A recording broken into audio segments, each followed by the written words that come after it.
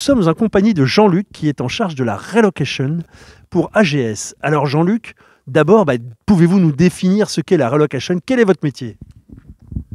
Donc, bonjour à tout le monde. Donc, moi, je suis Jean-Luc Poy. Je suis en charge de la relocation pour AGS Relocation.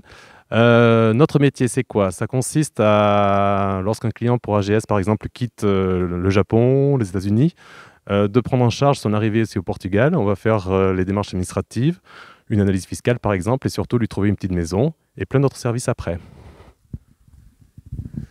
Au Portugal, ça a une importance particulière, la relocation. C'est d'autant plus, entre guillemets, important de faire appel à vous? Bon, déjà, souvent, il y a une méconnaissance de la langue. Le portugais est une langue assez peu pratiquée. Et ensuite, nous allons proposer une palette de services qui est assez large.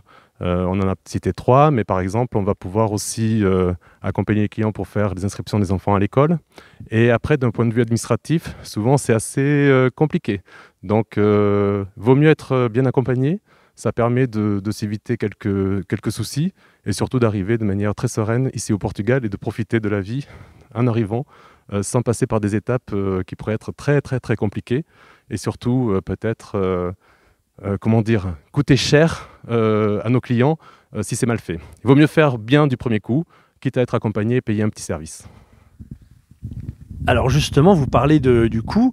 Moi, j'aimerais savoir un peu. Alors, je sais ce que vous allez me répondre. Ça dépend de ce que vous voulez.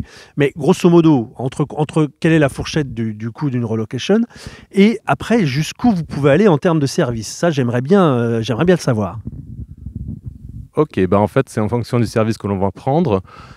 Les services les plus onéreux, ce seront des services qui seront vraiment très complets. Si par exemple on fait les démarches administratives, si on fait l'installation fiscale du couple, l'analyse fiscale, la recherche de l'appartement, l'inscription des enfants à l'école, quelques menus services de conciergerie, l'ouverture des compteurs électricité, gaz, internet, etc.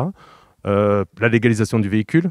Là, on sera sur des tarifs qui seront de l'ordre de 3 à 4 000 euros, mais certains clients choisissent des prestations qui peuvent se limiter à des petits services liés à l'installation. On en aura pour quelques centaines d'euros. Ça dépend. Et du coup, ça concerne un nombre important de clients par an, et sans entrer dans des données stratégiques, mais est-ce que beaucoup de gens font appel à la relocation? Alors, beaucoup de gens font appel à la relocation lorsqu'ils sont souvent aidés par leur employeur. Ça, c'est clair. S'ils ont un petit package de quelques milliers d'euros pour faciliter l'installation, ils n'hésitent pas parce qu'ils savent très bien que tout seuls, ils vont galérer. Après, ça dépend vraiment de l'aptitude de chacun. Nous, on tient toujours le même discours. On explique souvent comment faire. On laisse la liberté à chacun et à chacune de faire par soi-même. On explique que si on fait, il y aura telle facturation. Et après, chacun est libre d'avancer selon ses moyens et ses envies. Mais globalement, on a quelques dizaines de dossiers par an, plutôt par mois. Et sur l'année, on peut en avoir... Tout client qui déménage avec AGS a potentiellement un besoin de relocation, de service de relocation. Ça, c'est certain.